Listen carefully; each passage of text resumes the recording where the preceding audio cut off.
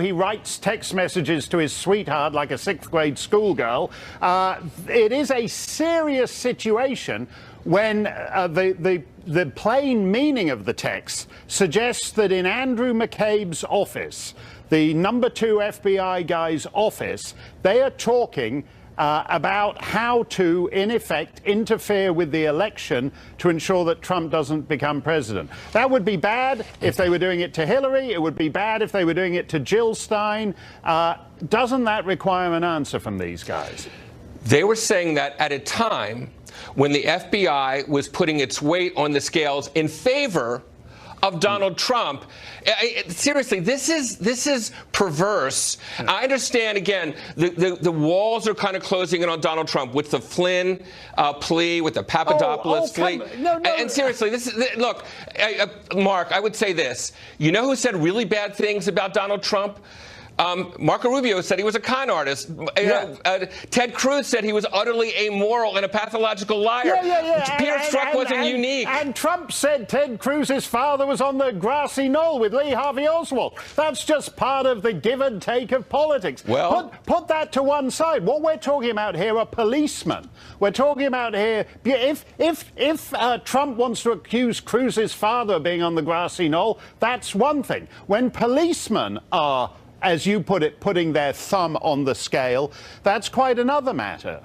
Well, except it's belied by the fact that what the FBI ultimately did, they put its weight, the Comey press conference, the Comey letter, the non-disclosure of what the intelligence community knew about what the Russians were doing to help Trump. That's basically Trump's everything. That supersedes anything that Peter Strzok could have possibly. Incidentally, when Peter Strzok was doing interviews, Mark, he had other people there in the FBI. He didn't have any kind of solo opportunity to kind of move things one way or the other. Did he like Trump? No. A lot of people didn't. You said a fascinating thing there, Richard. What the Russians were doing to help Trump. What were they doing? I'll tell you, 4 things, keep in mind. They said to Donald Trump Jr., we can help you. Donald Trump Jr. said, love it, let's see it. And then guess what? The Russians did help through WikiLeaks, and Donald Trump 100 times during the campaign made reference to WikiLeaks and urged them to do more, to basically steal from Hillary Clinton's computer. And then, of course, all the people in the Trump orbit lied about it. Nobody had to steal from any Democrats. John Podesta's password was password with a 0 for where the O should be. So John Podesta and Hillary Clinton might as well have left their emails on top of a payphone in Grand Central Station. You don't have to steal them.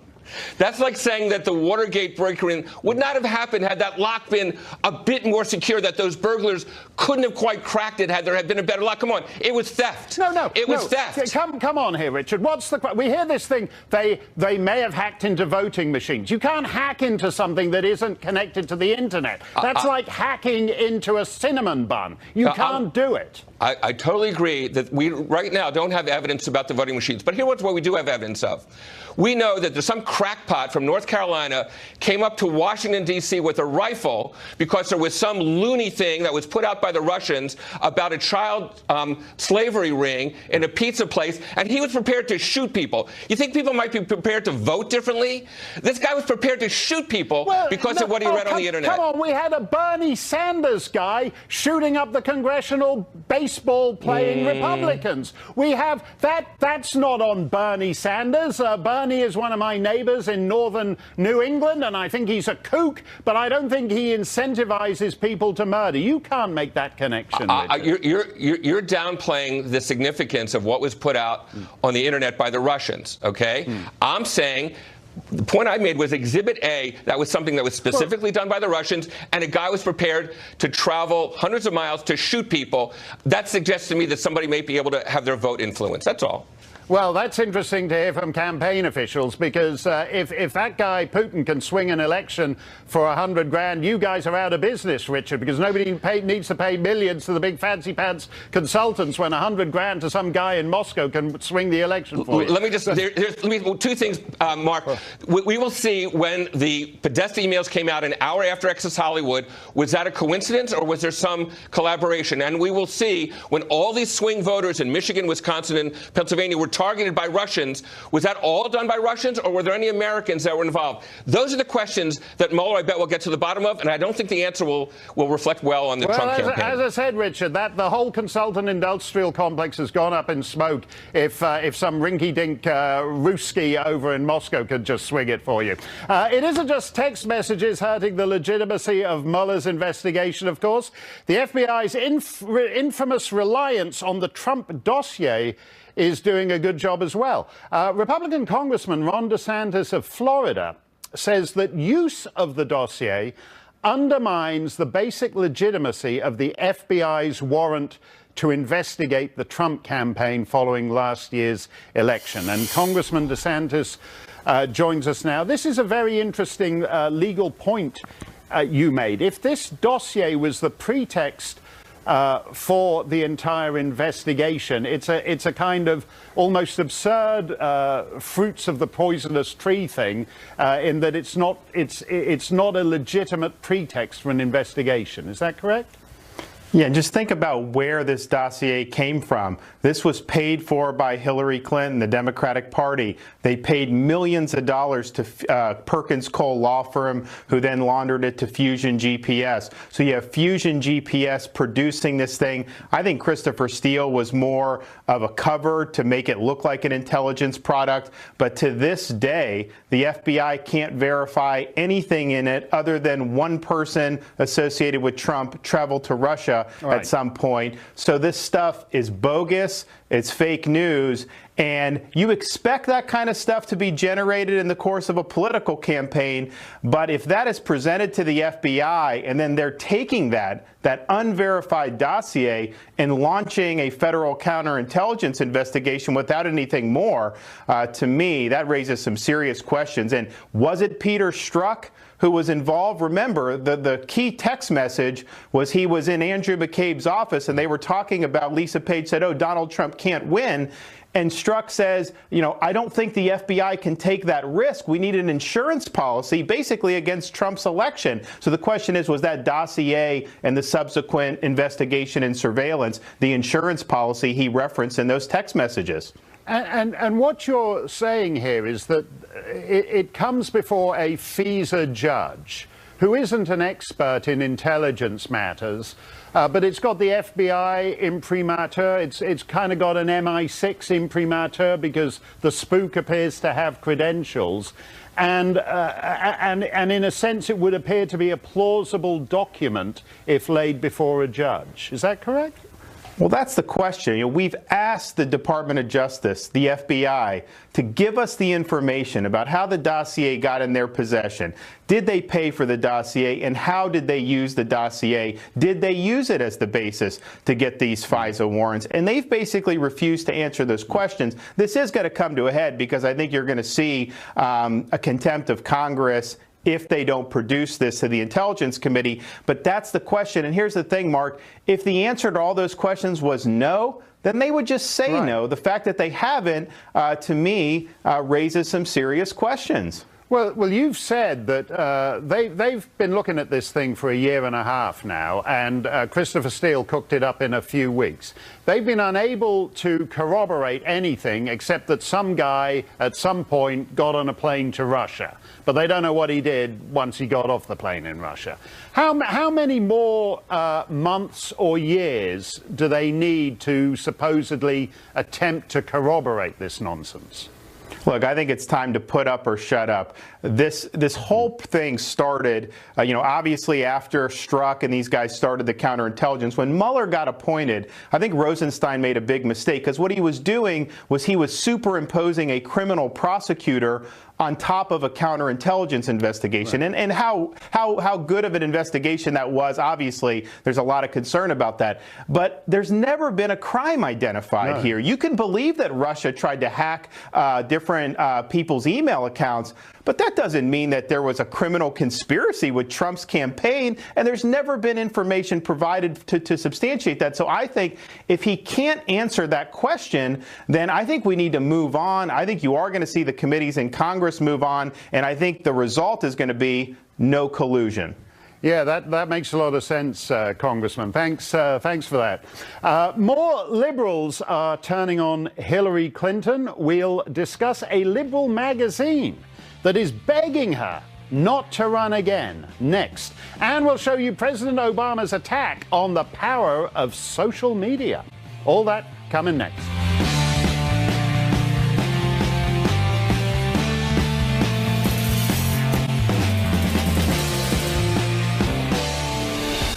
Suits or The Good Wife?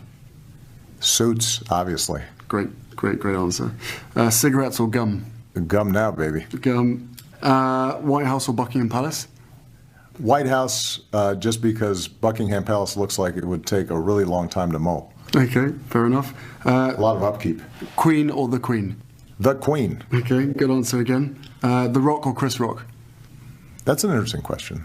I like them both. Slip and slide or electric slide? Electric slide. That's my generation. Fantastic answer. And lastly, your last $5, buy a burger or buy a lottery ticket? It depends on how good the burger is. Wow, there's a guest host.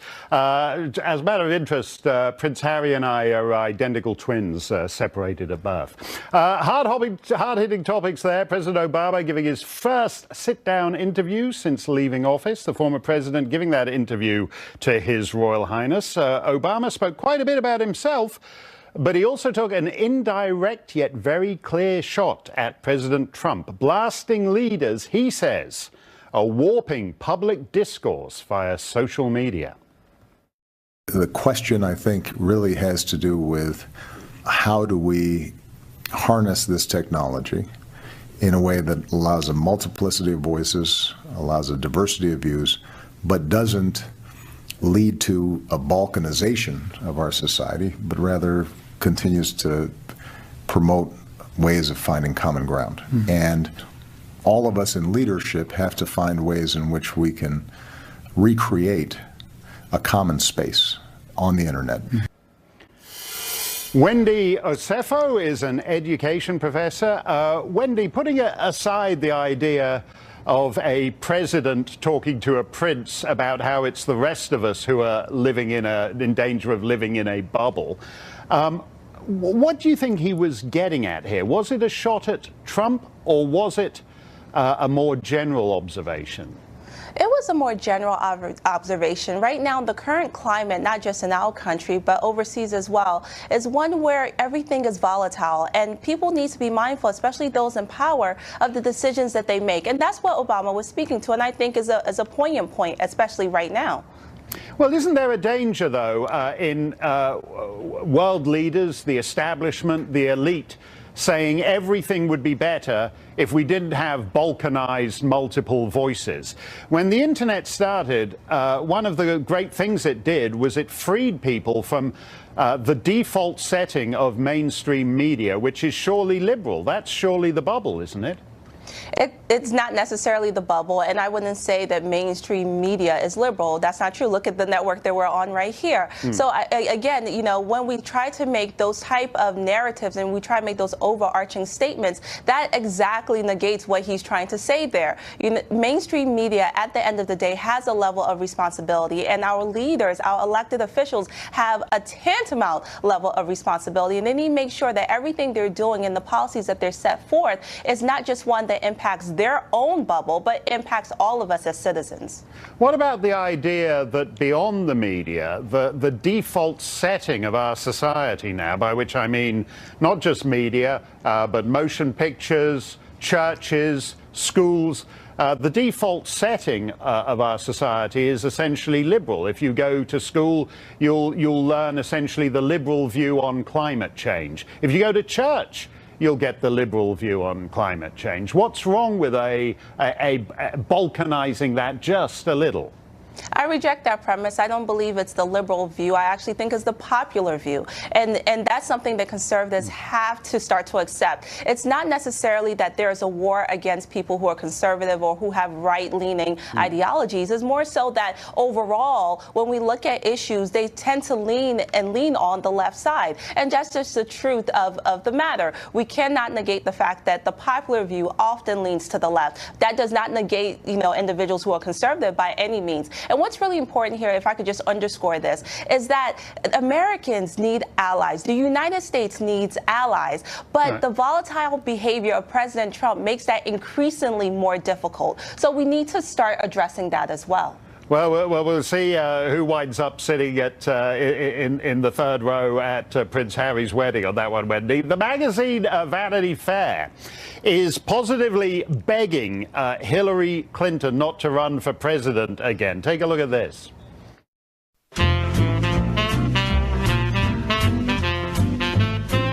It's time to start working on your sequel to your book, What Happened? What the hell happened? Get someone on your tech staff to disable autofill on your iPhone so that typing an F doesn't become Form Exploratory Committee for 2020. You know, on Anderson Cooper, you were telling him about alternate nostril breathing. You seem really adept. You should try teaching a class. Take more photos in the woods. How else are you going to meet unsuspecting hikers? Take up a new hobby in the new year. Volunteer work, knitting, improv comedy, literally anything that'll keep you from running again. To finally put away your James Comey voodoo doll. Now, we all know you think that James Comey cost you the election, and he might have, but so did a handful of other things. It's a year later, and time to move on. So cheers to you, Hillary Clinton. Cheers to you, Hillary. Cheers to you, Hillary Clinton. I hope they didn't pay big money for those jokes. Wendy, liberals are going nuts over this. I mean, people are saying it's time to burn copies of Vanity Fair, that so-called progressives have no business telling an accomplished woman that she needs to take up knitting, that's sexist. But you do get the sense, though, that Democrats are moving on from Hillary. Yeah, I think Democrats are moving on from Hillary. I think that the uproar came because we have individuals who ran for presidency like John McCain, like Mitt Romney.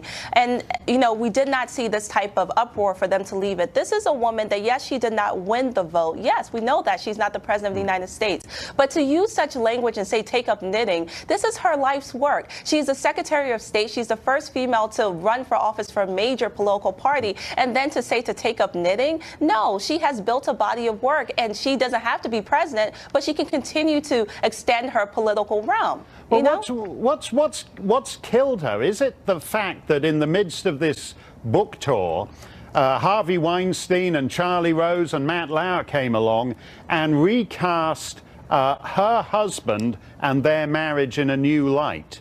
Is that part of the problem here? I don't think that that necessarily killed her because she didn't win the vote. It didn't help her by any means, especially that photo going around of her and Harvey Weinstein looking very, very chummy and comfortable. That didn't help her. But again, to sit there and say that she should take up knitting when she has done a lot in the political realm it doesn't make any sense at all.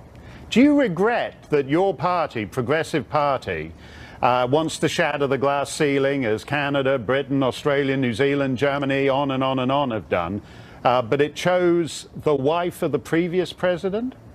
Isn't that a little bit... You say she's an accomplished woman? She is. Her main accomplishment is that she was the wife of the guy who held the job before. You see, and that in itself is sexist, right? That's not her major accomplishment. She was the Secretary of State. She is the first woman to run on a major political party, and she got that vote. So that's not her major accomplishment, that she's the wife of Bill Clinton. By all means, no, she's done other things.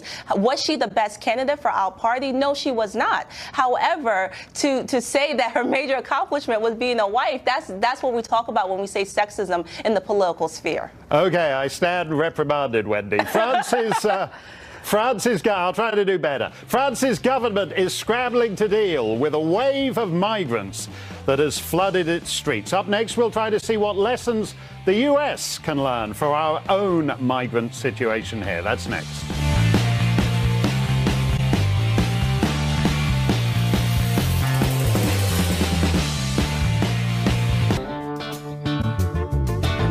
To deal with the country's migrant problem. President Emmanuel Macron ran as a comparative liberal, but he wants homeless migrants off France's streets by year's end. That probably isn't going to happen, so now the French are cracking down.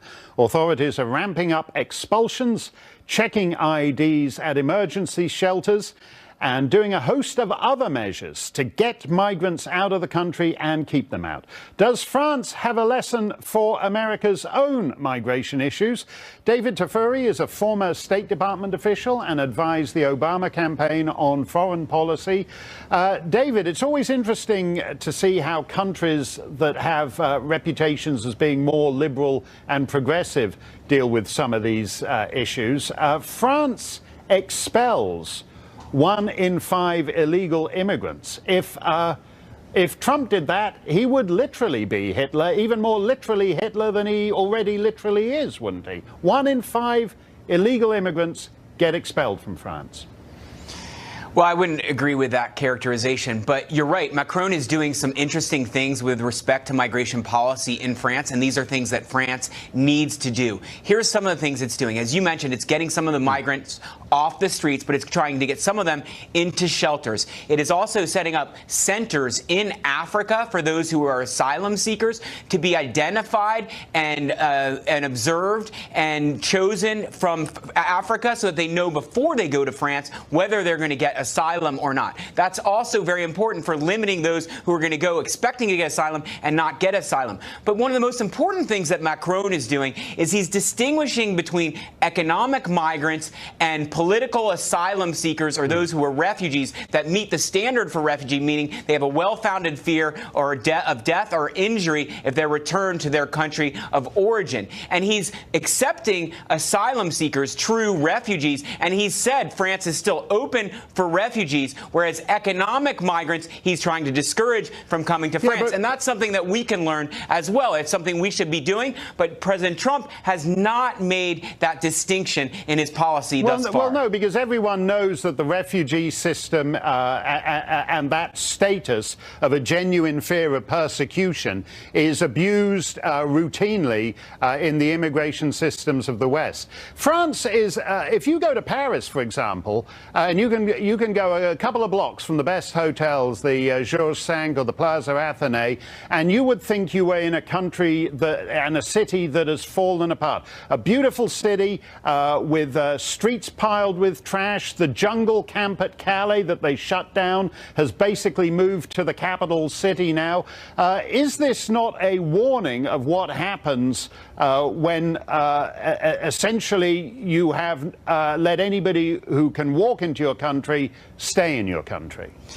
Well, that's why Macron is doing some of the things that he's doing. He's trying to make the streets safer. He's also trying to make it safer for some of these migrants by moving them off the streets and moving them into shelters. But I want to go back to one other characterization you mentioned, which I don't agree with. Asylum seekers in the U.S. are not problematic. Actually, the refugees who have come to the U.S. and have been resettled here as refugees have not engaged in crime. Their crime rate is less than the average American, and they've not engaged in terrorism. None of the major terrorist attacks. Well, hold on a second. None of the major terrorist attacks in the U.S. have been due to refugees. They're from people who came to the U.S. in other ways. No, what about the Somalis in Minnesota, for example, who go back to Somalia? They supposedly here because it's unsafe for them to go back to Somalia, but they fly back to Somalia, strap on the old suicide belt, and your State Department pays to have the 50,000 fragments of whatever's left of them shipped back for burial in Minnesota.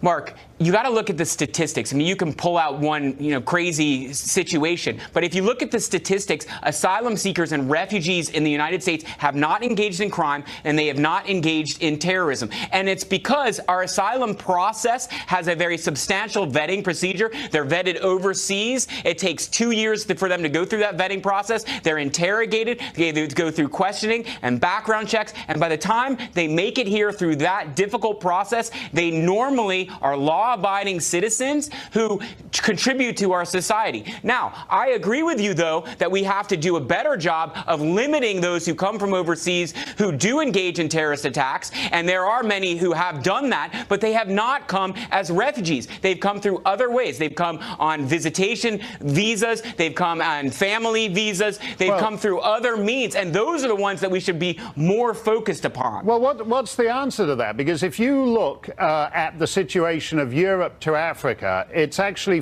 more severe than North America to South America. Because if you look at the differential in birth rates, a very tiny proportion of the population of Africa, countries where people have 6, 7 children, and they can't support the present population, the incentive to just get on a boat and, as Tucker showed on this show a couple of months ago, just arrive on a beach in Spain where all the nice continentals are sunbathing topless and walk into Europe. What's to prevent people from just walking into the developed world and overwhelming it?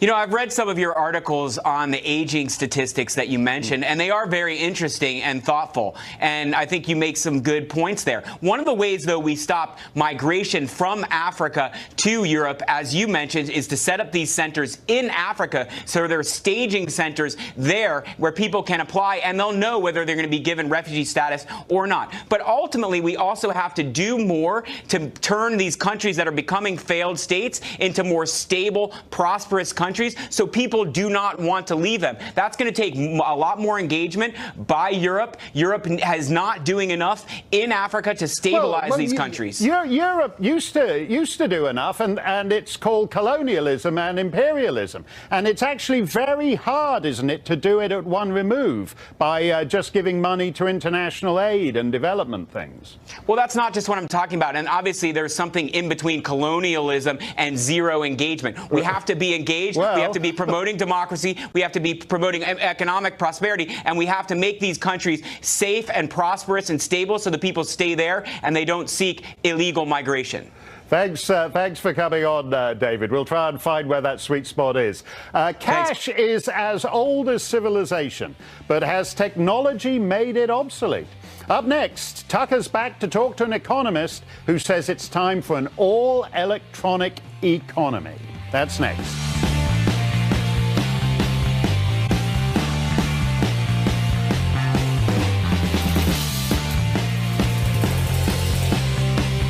Almost since the dawn of civilization, cash money, has been a critical piece of the world's economy. In ancient times, people used gold and silver coins. Today, paper money remains the single most popular way to make transactions in this country. But should it be? Some economists say day-to-day shopping can easily be done electronically, while the continued use of cash hurts the economy and may even cause crime. Kenneth Rogoff is a Harvard professor, a former chief economist at the International Monetary Fund, a famous chess player. He says it's time to move forward toward a cashless society. Professor Rogoff joins us tonight. Professor, thanks for coming on. Thank you for having me. So I've heard this argument before, and I understand and I take seriously the inefficiencies of cash and the possibilities for crime, transnational crime, it avails to criminals. I get all that. But there's also the suspicion that a lot of us have that eliminating it would just increase government power, maybe to a point that's dangerous. Is that a concern for you? Absolutely. So I actually don't favor getting rid of cash. I favor getting rid of large bills like the 50 and the 100 and similar around the world. I think if you look at the use of cash, actually, by quantity of transactions, it's nowhere near the most popular. It's fallen out. It's behind for purchases over, $50. It's behind, debit cards, credit cards, electronic payments. But for small payments, it's very convenient. And of course, sometimes somebody wants to do something for $5,000, even $100,000. They don't want anyone to know. But you can carry a suitcase of $10 bills, a briefcase of $10 bills of $100,000. 20 pounds, if you have to do that once in a while. We shouldn't go cashless, but I do think if you look at the declining use of cash and the rising printing of these big bills, we ought to realize it's for tax evasion. That's much bigger than crime. And if you can cut back on tax evasion, you could, for example, lower tax rates. So you do acknowledge, though, it sounds like you are acknowledging that people have an inherent instinct, a desire for privacy. They don't necessarily want anybody, whether it's a bank or the Treasury Department, tracking what they're doing with their money. And that's okay, you think? Yeah, well, Okay, there's a big difference between somebody doing a wholesale business where they're doing $50,000, $100,000 in transactions every week, and they don't want the government to know, and somebody who's doing something on a much smaller scale. And I think these wholesale transactions are facilitated by these big bills, big drug kingpins, tax evasion is a huge thing. So I just think we need to recalibrate it a little bit, not so much eliminate it. Are you worried about the vulnerabilities of a digital system? We're moving in that direction anyway. But I mean, the beauty of cash is it's tangible. You can hide it under your bed. No one can hack a $100 bill. Are you concerned about that? Well, I'm very concerned about cybersecurity. On the other hand, I think if we have a problem, hanging on to the rump of cash that we have left in our system's not going to save us. We need to protect ourselves. But yeah, that's, if you have a big storm that knocks out the power system, God forbid an EMP blast or something, it's very useful to have some rump of cash left there. Although, people have been very inventive when that's happened in the past with checks, IOUs, and other things.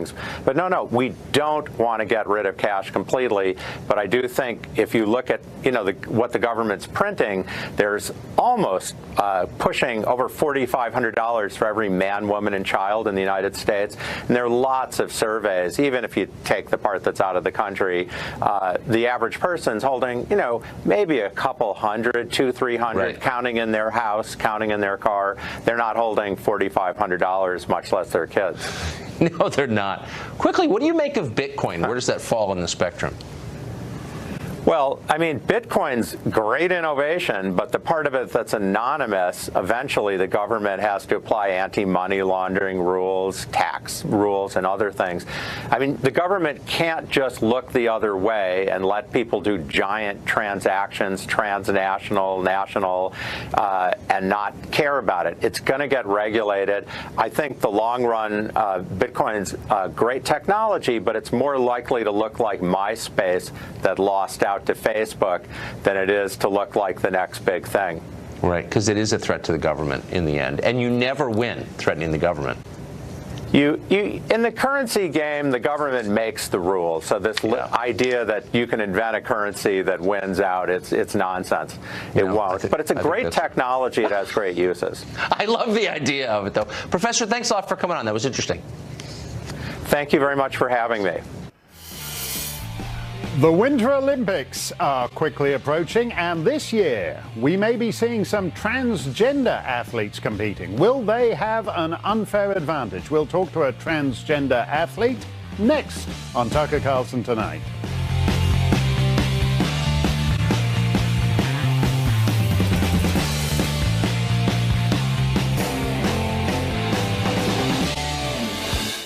We have an update in the saga of seat-snatching Congresswoman Sheila Jackson Lee of Texas. Earlier this week, United Airlines passenger Jean Marie Simon was exiled to an economy seat, despite buying a first-class ticket. Then she saw her seat handed over to Sheila Jackson Lee. That was bad enough, but after Miss Simon complained, Jackson Lee issued a statement suggesting Simon was racist, even to object.